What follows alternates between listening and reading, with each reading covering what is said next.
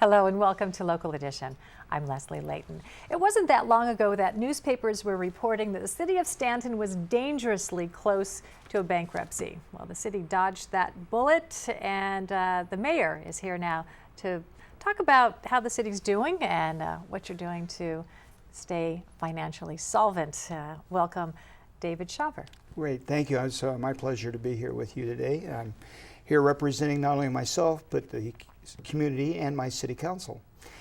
It had been quite challenging for us financially.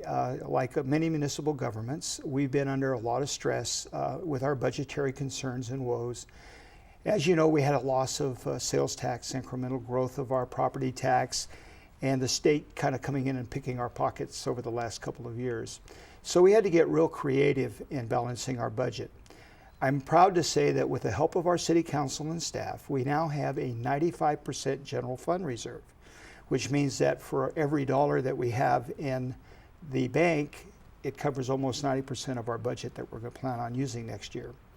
I think this shows that we have made some wise investments and that we have been able to turn around the growth financially for our city.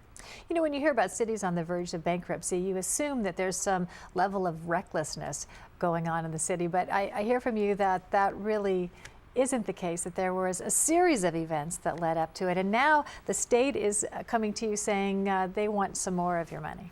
Right, it's kind of interesting. We have a $16 million budget. We lost $12.5 million of that annually to the state when the redevelopment agency closed down, which is really our local tax dollars that you and I pay.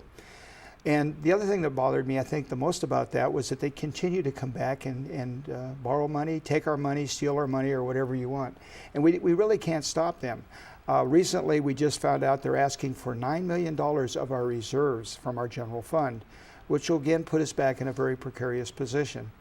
Our council started about 5 or 6 years ago seeing this economic decline, and we began to make cuts in our budget, cuts in our personnel.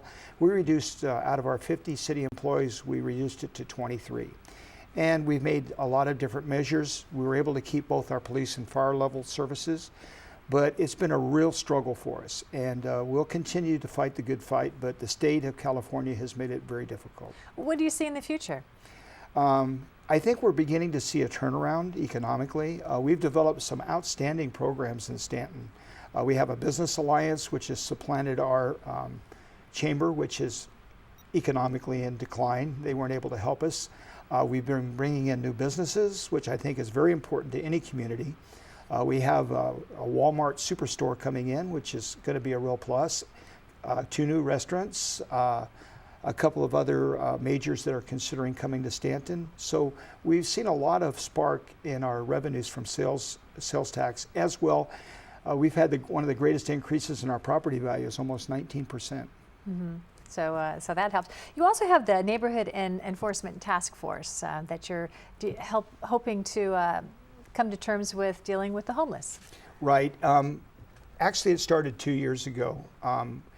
We believe that every community should take care of its own, and part of our own is the homeless, whether they're a veteran or just some person that is displaced or a family in a lot of cases. So we teamed up and invited the Illumination Foundation to house themselves in the city of Stanton. With their cooperative effort and this task force, which is local county agencies, and with the support of the County of Orange, we became a model for the County of Orange.